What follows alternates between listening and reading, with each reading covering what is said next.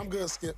And this is what I say. I said this for a long time. They need to start giving the MVP trophy out right after the regular season. Because I swear to you, every single year, whoever wins the MVP, you always say, no, he shouldn't have won it because you look at who's playing good in the playoffs.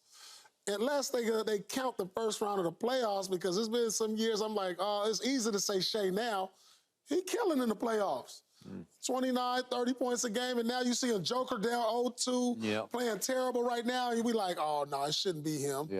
But we know, in the reality, what Joker did during the regular season, it's just MVP-ish. I mean, from top to bottom, the numbers is not going to lie. Does Shai have an argument? Absolutely. Absolutely. Because when I look at his team, he doesn't have a second All-Star, nor does Joker. Nor does Joker. Well, he doesn't have Jamal. I mean, we can't say Jamal. He's never made an All-Star team. But I do believe Jamal, as a second-best player, is better than what Shai has as a second-best player. Whether it's Jalen Williams or Chet, Jamal is just a little more proven than them guys. Will these guys be better than Jamal? I think so. I mean, they got potential to be. But, yeah, it's Nikola Jokic right now. I think we just wasn't ready to give it to Shai right now because he didn't get a lot of national attention. They didn't get a lot of national televised games to where you could be like, a lot of people just looked up and was like, a lot of people looked up at the end of the year and didn't even know OKC was the #1 seed. Because they didn't get that national attention. So, that's fair. You know what I'm saying? So, next year, if they get the national televised games and, he's already put the league on notice, he got the commercials and everything, if he had got 20 national televised games, Skip, this year, he would have won. Yeah, maybe so. He would have won. By the way, Jamal is in the Laker Hall of Fame, if you didn't know that. He's already in there. What are you talking about? Jamal Murray? Yeah. Why? Because he hit those 2 shots? Yeah. He hits them every year. He hits them against you. Nobody worry about all that, Skip. Come on now. Worry about the Cowboys. So I'm not upset at Joker. I thought he really sealed it with what he did. Well, look, this might be his last MVP. I can't say that. No, the reason I'm going to say it, here's the reason I'm going to say it, is because there's such a thing as fatigue, MVP fatigue. In the voters, With the voters. Yeah. Now, you look at it over the last 4 years, you could have had a conversation. He should have won all 4 years. You could have had that conversation if you choose to have that. Oh, yeah, so like last year, after Joker went through the playoffs, won Finals MVP, but Embiid got it, everybody was like, oh, Joker should have won it. Yeah, so that's why I said. Call this award right after the season. So when you look at it, and you say, well, Joker shouldn't get it, Shai should get it. If Shai does what he did this year, next year, he'll get it. Yeah. And they the #1, #2 seed, he'll get it.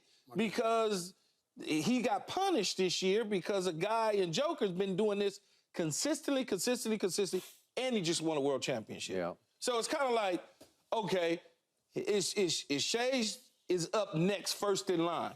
Joker will take a little bit of a backseat. They'll probably get swept. People will be mad that they gave him the MVP because they got swept. And you'll hear everybody say, oh, they got the MVP to a dude, they got swept. Please, why would y'all do that? And that'll be fresh in the voters' minds next year if Shai does this again, Skip. But I don't have a problem with him. I don't have a problem with Joker getting it because Joker was cooking everybody all year long anyway. You couldn't do nothing with him. I will remind you, last year in February, not this past season, but the year before, Joker went to Philadelphia and Embiid destroyed him. Yeah. And that showed everybody, oh, that happened head-to-head. It was an annihilation. Yeah. I should have looked up the numbers, but I just like remember 40+ points. But it resonated the rest of the year for the voters. Okay, so all I know is if you look at what Oklahoma City has accomplished, I know they're off radar, not on national TV, but if you look at when Dagnall went there, his first year they go 22-50, then they go 24-58. Then a year ago they go 40-42, and they eked into the playoffs, but they were 2 games under 500.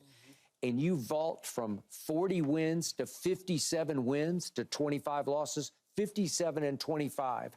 And you win as loaded a Western Conference as I can ever remember. Yeah. A Western Conference that featured Steph and Clay and Draymond and Steve Kerr as the 10 seed, ultimately, right?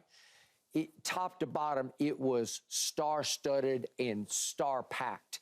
Yeah. And wait, that little team, that cute little college team from Oklahoma City, on the last day of the year, they eke out winning the West. They were the 1 seed, 57-25.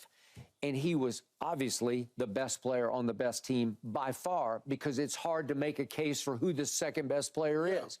Is it, I don't know, Jalen Williams, the Jalen from Santa Clara who starts? Is it maybe he'll become that at some point.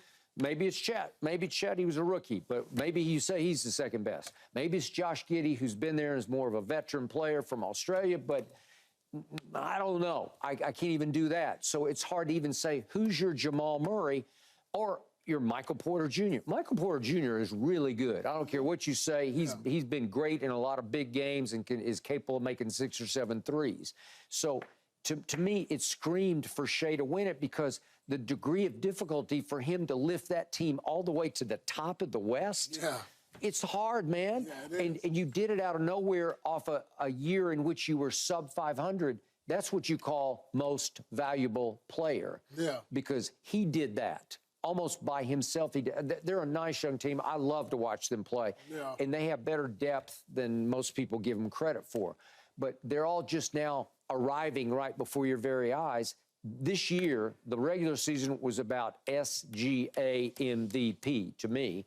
And I kept saying it for 2 weeks, and then I kept hearing, oh, but it's a done deal. It's Joker. Why did it have to be a done deal? I don't know. And then they blew it at the end of the year, and they had a game. They went and lost at San Antonio. For the number 1 spot. They did. They went and blew a game, and San Antonio didn't have anybody left except Wemby, and he came up big, and they came up small. You know what these MVPs really come down to, Skip? It's about, SGA was really good this year. But it really comes down to, during the regular season, you got to have those signature games. You know what I'm saying? So, like, when he goes to Denver this year, he had 5 points. You know, those are games where you got to be like, oh, he's got to dominate. Like, when I see Joker going to Minnesota on the road and get 40 and 11. He did. In the regular season. Threes from half court against the Lakers. Like, those are signature games, though, against the top defensive team. This was during the regular season I'm talking about. When I see Joker go and give Anthony Davis in the regular season a marquee matchup, 38, 12, and 12, those are signature games you got to have. And I know he's had some signature games. I don't know what he did against Luka during the regular season, but you look at those matchups. He's weird. He doesn't go for 50. He just keeps scoring 30. He just keeps scoring 30, though. Right. Yeah. But, like, Luka, he has those games where he goes way over his average in a big game. Yeah. You know, and so that's with the voters. It's like when you watch a boxing match, and Shai is a jabber. He jabs you all day. But if you got a guy who constantly giving you power punches, you're going to look at that in a match. You might have landed more jabs, but I landed more power punches. Okay. And so that's going to get the voters to look like, oh, he did more. All right, so check this out. Shai goes 30, 6 rebounds, and a career-high 6 assists. That's pretty good, because he's not the point guard, okay? And he averaged a career-high 2 steals. So most people don't care about this stat, but I do. Defensive win shares, individual defensive win shares. Shai Gilgeous-Alexander ranked 8th in the league. He's a top 10 defender, and nobody talks about it, but that shows you that over 82 games, he ranked 8th in individual defensive win shares. Joker improved dramatically this year and was all the way up at 17th after he was like playing no defense for the previous 3 or 4 years. So I give him credit for that. But Shai doesn't get any credit for being a top 10 defender. I mean, the numbers say he's the best defender on his team, and you love Lou Dort, and I do too. And all of them play some defense because they were a top 5. They ranked 4th overall in defense. But, okay, so Shai is doing it on both ends and still not getting the credit for it. Yeah, he's not going to get the credit until they consistently on national TV. Next year. And we got those signature games. I want to see those games when, during the regular season, you're matched up with another guy who's in the MVP talks. Like when we see Joker versus Embiid, Joker versus Giannis. You know what I'm saying? Like now, I want to see, you said, Shai versus Luka. Shai versus Luka. What are you going to do that game? Now, whoever win that matchup, okay, he gets the edge that day. You know, so we got to see, okay, when Shai goes against Anthony Edwards, let's see, you know, who wins that battle. So we got to see those marquee matchups to where, all right, he outplayed him that night. we can give him the edge. But here's the point. Shai gets the quietest 30 I've ever seen. Where I look at the box score at the end of the game, I say, he got 30? Right. I don't even remember him. But he's doing it. But if he was on national television, it would help. If he was on national television more, that quiet 30 would be louder. Yeah, it just would be a louder 30. Okay, this is why I brought up to you whenever it was a couple of weeks back. I was astounded. I was pleasantly surprised that SGA and Chet, a rookie, got a national TV commercial. And I don't love the commercial because it's kind of silly to me, and I still don't get why they picked this Christina Aguilera song from whenever it was, 1999. What a pro needs, what a pro wants, and it's kind of irritating. Then I see on the internet, I see people are just worn out of it because they play it like every other commercial, and I don't get the point of it because I don't think they would know that song and start just actually singing that song to each other. I didn't know anything about the song either. Okay, but the premise of the commercial is that they're vibing off each other. Like you say one line and then you say a line and then you start singing. Oh yeah, that song. They don't know that song. I don't know why would they pick that. Okay, but the point was I think it's AT&T national commercial, right? Okay, well that's pretty great. It's a start. It's a start. Okay. Yeah, that's a start. And right going there. into next year, coming out of the playoffs, no matter how it ends for OKC. Going into next year, it's in the minds of people. Yeah. It's going to be in the minds of people that they was the #1 seed. They got to the playoffs. And if they beat the Mavs, they got to the Western Conference Finals. They would. Against whoever, Denver or Minnesota. That's going to be in the minds of the voters. Yeah. It's going to be in the minds of the voters for Anthony Edwards.